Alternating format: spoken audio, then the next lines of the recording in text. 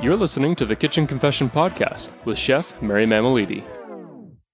The thing that I've learned most about our flavor combinations in building out gin is that it's these like small additions that can make such a difference. And small additions of things that you might not realize go really nicely in something. With our main gin, it has things like fennel and coriander and these two roots called angelica and orris root. And a lot of people by themselves, when they taste those flavors, they're like, oh, I don't like fennel, right? I don't like that fennel-y flavor. But when it's in the gin and it's sort of mixed in with it, they're like, oh, actually, this really adds to it. That's Jacqueline Reid. She's one of the owners of the family-owned and operated Reid's Distillery. Jacqueline's passionate about creating gin that is adventurous in flavor. If you've never been to a distillery, book a tour with Reid's Distillery. My girlfriends and I talked, listened, learned, and sampled our way through Reid's with Jacqueline, guiding us every step of the way. Welcome, Jacqueline. Welcome to the show. Hi, thank you so much for having me. Thanks for coming on. I'm excited about this. Yeah, me too. I'm really excited. I mean, we had such a great time when we visited the distillery that I thought I really need to have you on. One of my favorite parts of owning the business is we get to do these tours, we get to show people around and talk about all the flavors of gin. And yeah, I think it's such a cool fit with Kitchen Confessions because you guys are always looking at sort of the flavors in food. And I think there's such a huge overlap between the two. Now that we're there, tell me about Reid's Distillery. How did you get started? Take me through it. Yeah, so we, it's a family business, as you said. So it's me, my two brothers, and my dad. And, I lived in the UK for 10 years and gin there is super adventurous and it's got like loads of different kinds of flavors in there. And when I went over to the UK, I was shocked. I was like, you can have gin that's infused with seaweed. And I was trying all these like different types of gin, strawberry rhubarb or maybe something that's really peppery. And I really enjoyed it. And I kept bringing it back to Canada. And a couple of years ago, my dad was looking to open a business and my brothers had a bit of a background on the beer side. And we thought about opening a brewery, but actually then we realized what we really want in Toronto is more gin, more creative gin. And so we decided to open up a gin distillery. And yeah, it took us about a year and a half to build out the business and get everything set up. And then we opened this past May. And it's been amazing to see like how much passion there is. We knew we were passionate about it, but I don't think we could have ever expected like how passionate people are about flavor in their drinks and finding more interesting drinks to have. Why did you decide gin? Why not whiskey? Why not something else? Why gin? Yeah, good question. Gin for us, it is like that halfway point between cooking and science. Because a lot of distilling is very technical, right? It's about getting it to be like very pure, very smooth.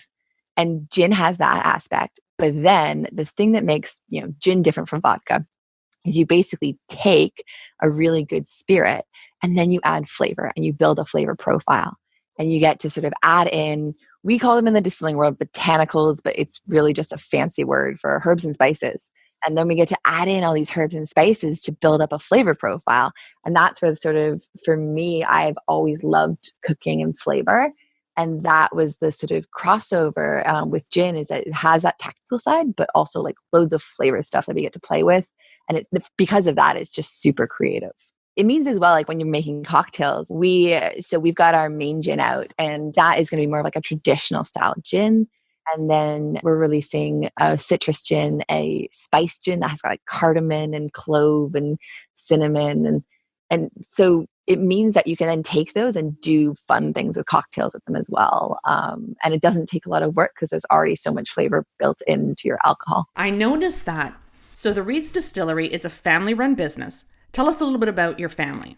So my two brothers have a background in beer and like that sort of technical side of it. And they've got more of the technical expertise. I've got a background in cooking and I'm doing my culinary arts certificate and I've always loved cooking. I thought it's going to be something I do on the side, but never, I was that weird person who was like making pickles in university. Like, I love it. but I thought that would never be what I did. And actually that's been the most useful kind of training I've had now. And it's the most useful training I've got is that sort of background and being able to use it with building the flavor profiles of gin. And your dad, he's a fellow bean counter, isn't he? He is. He absolutely is. He keeps us all on track. He was the one who had enough courage to be like, yes, we can do this. So he keeps us inspired and also keeps us on track. So he's the business mind. I got to meet Matt and Maureen. Can you tell everyone a little about who Matt and Maureen are and what stills are?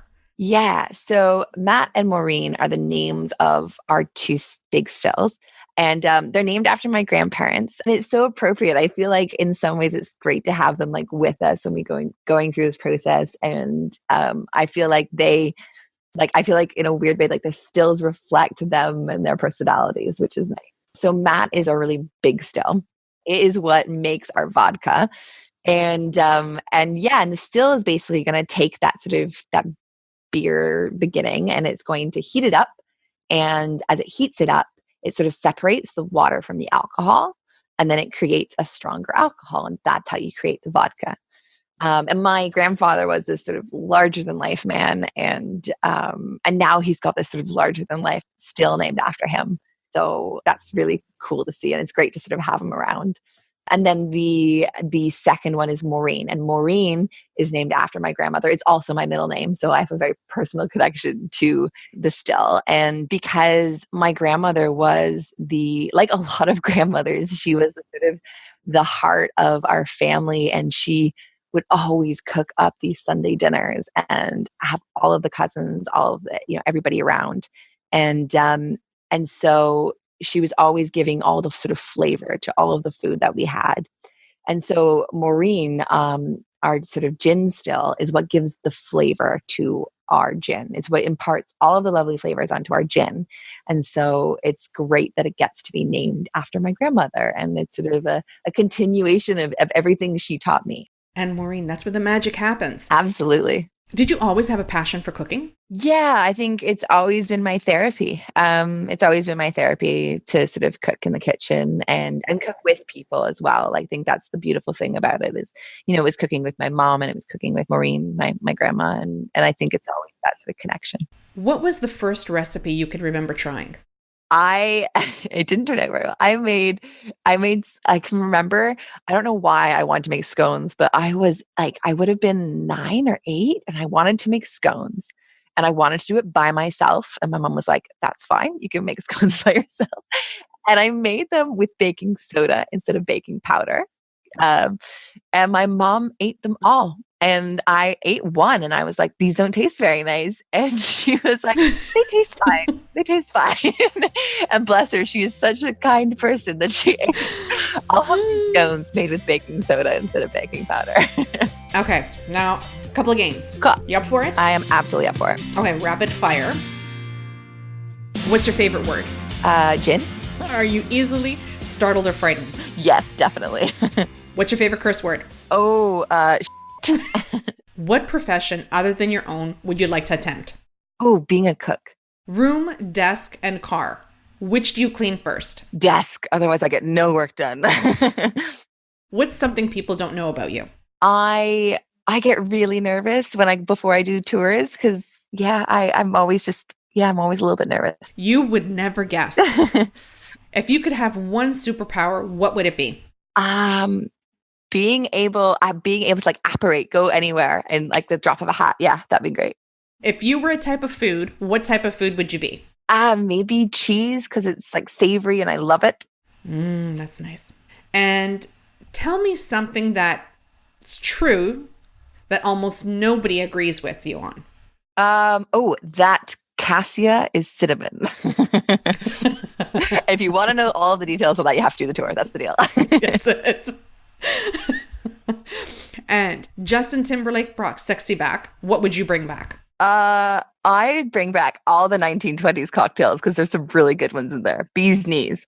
If you're drinking gin, what's the best way to to consume it, basically. Is it great on its own? Is it more of a mixer? Yeah, I think, any way you like it is a good way. I think there are no rules, and you should always enjoy like a way that makes sense to you. Yeah, and I think you got to see that firsthand when my girlfriends and I came. We were just drinking it any old way. Yeah, exactly. Like everyone's different. That's the other thing too. I think sometimes in the spirits world, people get like really sort of can get a little bit pretentious, to be honest. Like people can be like, "Oh, you should drink your spirits neat," and I don't think that's true. I think you should drink them where they taste best for you.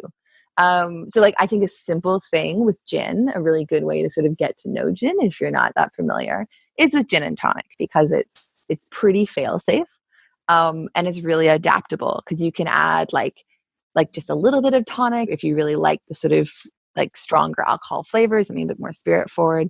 Or you can add a lot more tonic if you're still sort of working your way in there, and it's really like adaptable and easy, and it doesn't require you to have a shaker on hand or anything too difficult. So I know there are many different types of tonic, and it can definitely change the taste of the gin or mask it even. What's your advice on choosing a tonic? What's your go-to? Yeah, absolutely. Tonic makes a massive difference. The main thing you want to do when you're trying to choose a tonic is turn it around. Look at the back and see how much sugar is in there. Because, I think we pick up tonic sometimes and without even thinking, and it has as much sugar as a can of Coke. And that's incredible. It is. It's absolutely incredible. And all that sugar is going to mask the flavor. My suggestion is something like Fever Tree, which is going to have like less sugar in it and is going to help you sort of taste your gin better. That's my favorite, Fever Tree. Yeah, it's pretty good. Me being a gin drinker, it makes such a huge difference with your gin. I mean, when you've got this great quality gin, and honestly, Reid's, your gin is so smooth. Oh, thanks. You know what? The smoothness of the gin, a lot of that is down to recipe. You've got, you're working with balancing different flavors, and, different flavors will make you taste that alcohol more or less. And we really wanted a gin that the flavors were going to be really smooth, and it was going to be like a good quality, like traditional style, but like with a lot more smoothness than people are used to in their gin. How would you describe the Reid style? What sets your spirit apart? So I would say the main thing is that we're taking a lot of sort of traditional gin methods and traditional gin sort of ingredients, but then we're doing a bit of a Canadian twist on it, and we're putting a bit more Canadian heart in there because we have so much amazing stuff in Canada that's not really used in distilling. For example, our main gin is going to be sort of a traditional style gin, we say. So it's got a similar type of profile to gins you've had before, but we use a lot of wild foraged botanicals. So we get our juniper berries, which are that sort of piney flavor in gin. We get them from the Northwest Territories, from northern Saskatchewan. We work with foragers across the country. And the berries we get from them, we get them sort of a lot fresher than a lot of distilleries because we are going like direct to foragers. So we get a much rounder flavor. So it's not quite as aggressive. Are all your ingredients sourced locally? So citrus is a hard one. So not a lot of citrus grows in Canada. That being said, for example, we're releasing a citrus gin where we use wild sumac from Canada. Which has like when you infuse it, it's got this amazing citrus flavor, and it grows everywhere in Canada, and we don't use it for anything. So we try as much as possible to source things from Canada. And we get coriander seeds from Saskatchewan. We get apples from Ontario.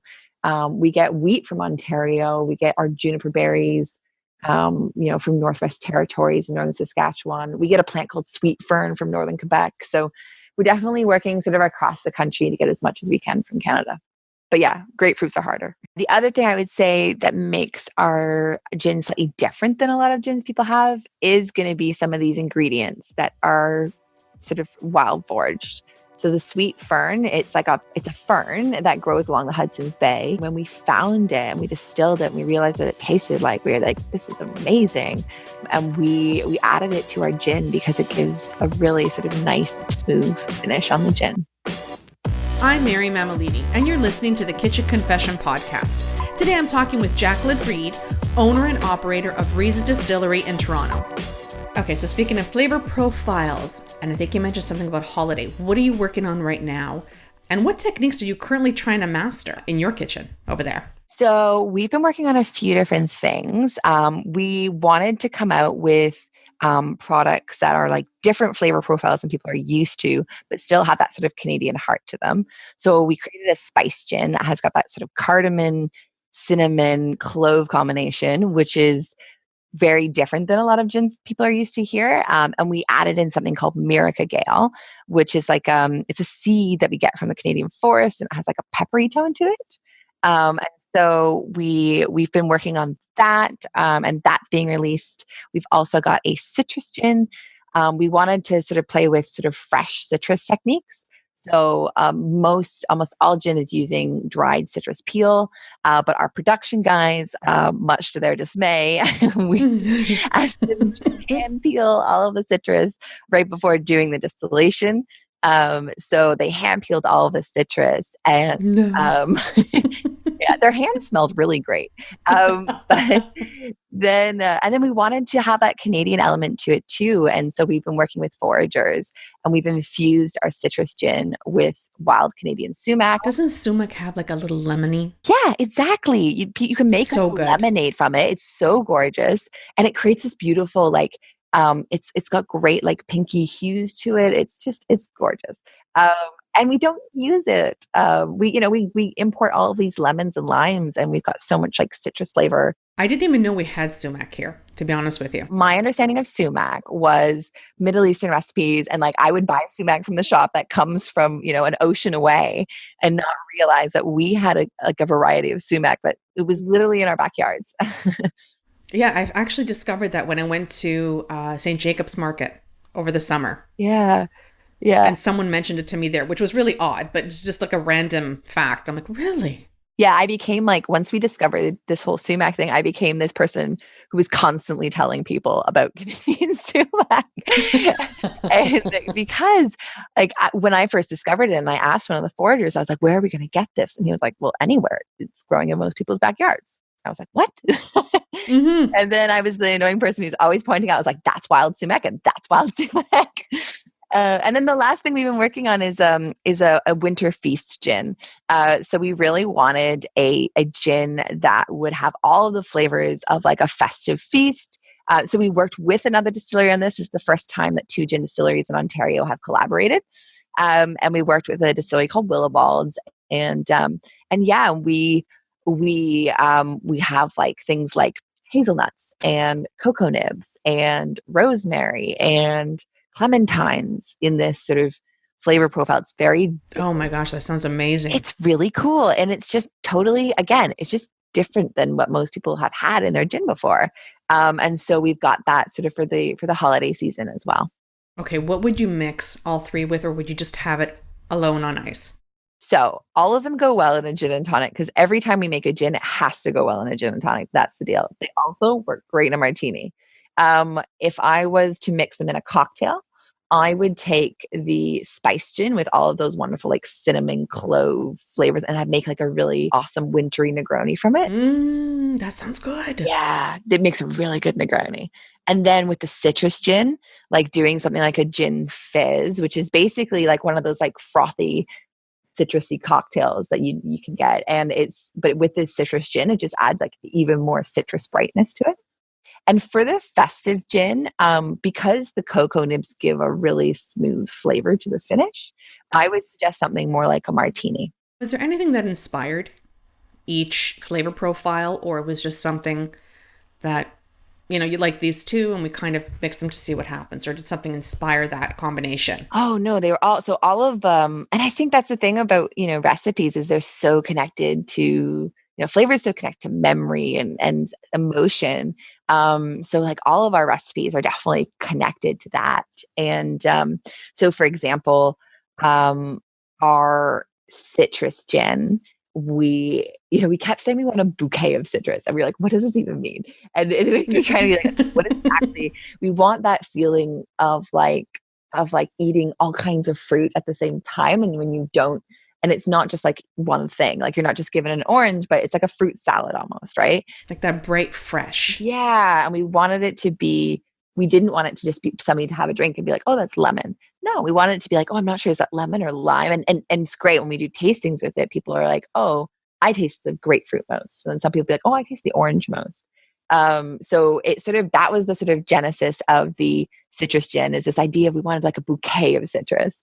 And then for the spice gin, it was really grounded in that like awesome combination of cardamom, clove, and cinnamon that you get in Indian cooking, and loving the sort of spice profiles of Indian cooking, and wanting to take that as the heart of it, but then add a little bit of different sort of Canadianness on it. And that's where we then added the Gin-gle, which is like a peppery flavor to it as well. See, that one to me reminds me of a big warm hug. Yeah, it feels like that. It's like all warm flavors. Yeah. Oh, I love it. And then for the last one, our winter feast, it was definitely inspired by a big dinner. It was the idea of like, we wanted all the elements of a sort of festive feast in the gin. And so, and it was interesting because we got to try some flavors that people, cocoa nibs are not something that often people are putting in gin. But when we distilled them and we realized the texture that they give the gin, we were like, oh, this is amazing.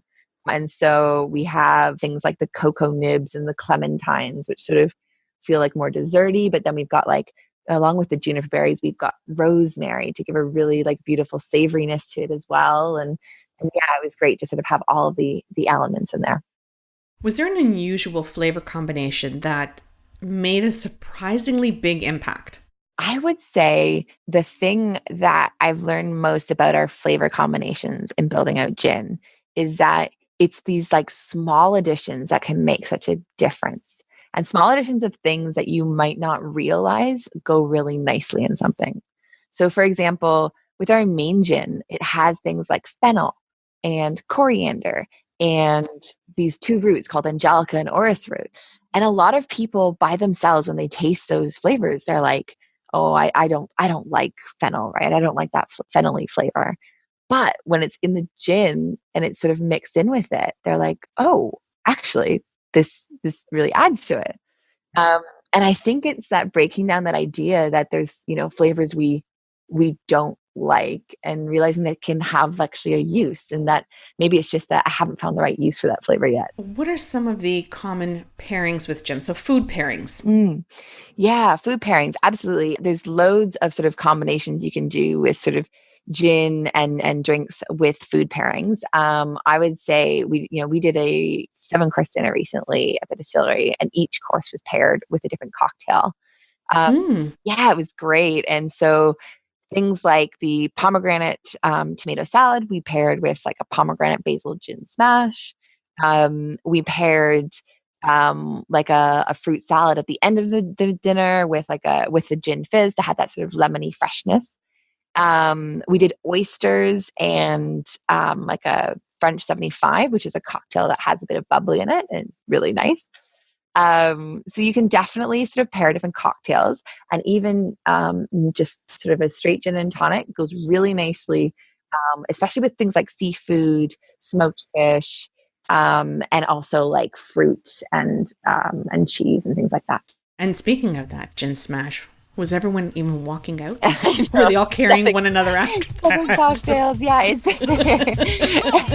Yeah. Okay, next game, this or that. The choice is yours. You can get with this or you can get with that. Dog or cat? Dog. Netflix or YouTube? Netflix. Phone call or text? Oh, text. Work hard or play hard? Both, always. It's a 50-50 split. Yeah. Pancakes or waffles? Oh, waffles, because you can fit stuff in the little grooves. Pizza or pasta? Pasta. Comedy or horror?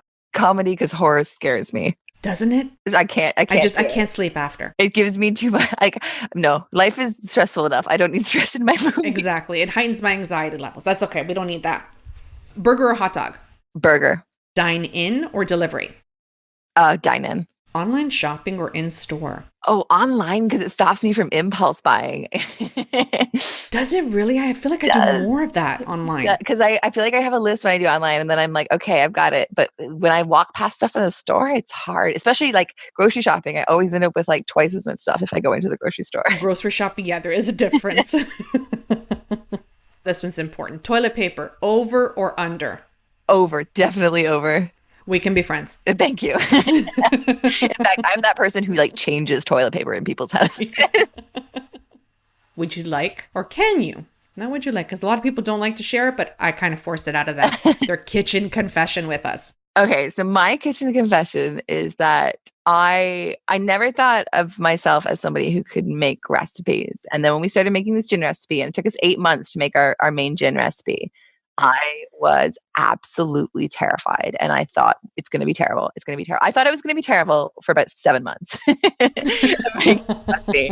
And then when we finally got the balance, and we did over 100 different combinations, even when we decide on the ingredients. And when we finally got it, and everyone was like, you can relax now. This is delicious. But I had total imposter syndrome for 7 months of the recipe process. And I think that for me, it's like, I tell people that when they're like, I can't cook, or I can't do that. I'm like, you can, trust me. Just give it 7 months. You definitely can. If listeners want to reach out for more information, if they want to catch up with you online, book a tour, find out all about Jacqueline and Reid's Distillery, where can they find you? Yeah, they can find it. We're on social media for sure. You can find us on Instagram, Twitter, and Facebook at Reid's Distillery, and on our website as well at reidsdistillery.com. Thank you so much for joining us. No, thank you so much for being here, for sharing all your information. Thank you so much for having me. I love podcasts. I love your podcast. So it's so much fun to be on. It's that time. We've reached the end of another show. Be sure to visit kitchenconfession.com for more recipes and foodie finds. I'd like to thank producer and editor Matt Agnew, and I'm Mary Mamalidi. See you at the next episode.